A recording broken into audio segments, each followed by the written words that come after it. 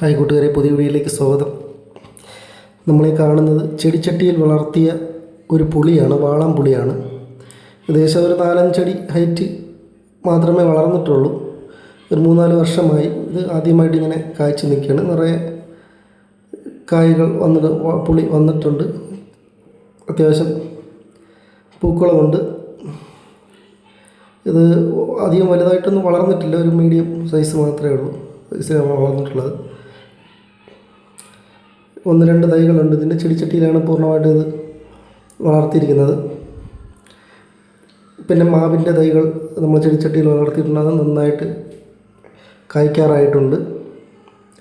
പിന്നെ ചെറുനാരങ്ങ അത് ചെടിച്ചട്ടിയിൽ വളർത്തി അത് കായ്ച്ചിട്ടുണ്ട്.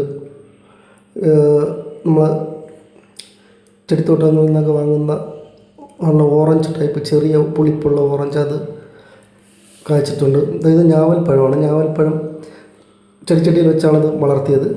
അധികം ഒരു 3 വർഷം തന്നെ വരും. എങ്കിലും ഇത് നന്നായിട്ട് കായ്ച്ചിട്ടുണ്ട്, ശരിക്കും കായ്ച്ചിട്ടുണ്ട്. പഴുത്തു തുടങ്ങിയിട്ടില്ല, പഴുത്ത് തുടങ്ങാറാകുന്നേ ഉള്ളൂ. നിറയെ കായ്ച്ചിട്ടുണ്ട് ഞാവൽപ്പഴം.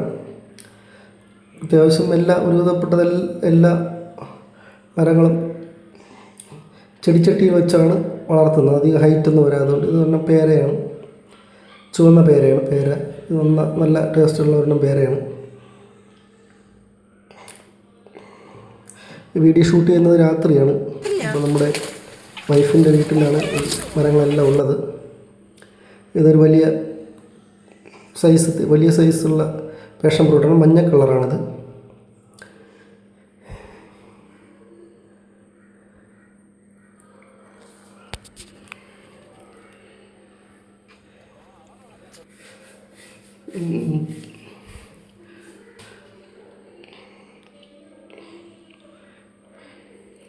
ഇതാണ് നാരങ്ങയാണ്.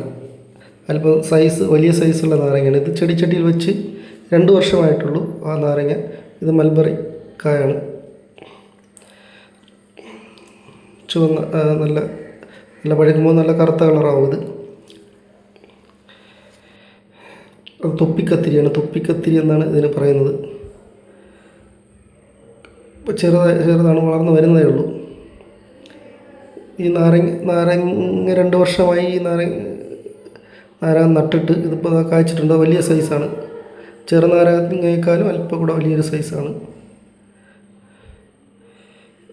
അങ്ങനെ നമ്മുടെ വീട്ടിലും ചെടിച്ചട്ടിയിൽ വെച്ചാൽ അധികം വളരാതെ തന്നെ നല്ല ഫലങ്ങളൊക്കെ തരും. നല്ല അത്യാവശ്യം വളങ്ങളും കാര്യങ്ങളൊക്കെ കൊടുത്താൽ ചാണകപ്പൊടി അതൊക്കെ ഇട്ട് കൊടുക്കണം. നമുക്ക് വീട്ടിൽ ആവശ്യമുള്ള ഇതുപോലുള്ള സ്ഥലം കുറവുള്ളവർക്ക് ഇതുപോലെ ചെറിയ ഫലവൃക്ഷങ്ങൾ വീട്ടിൽ വെച്ച് പിടിപ്പിക്കാൻ കഴിയും. വീഡിയോ ഇഷ്ടപ്പെട്ടാൽ നിങ്ങൾ ലൈക്ക് ചെയ്യുകയും സബ്സ്ക്രൈബ് ചെയ്തും സഹായിക്കുക. Thank you. വീഡിയോ തുടർന്നും കാണുക.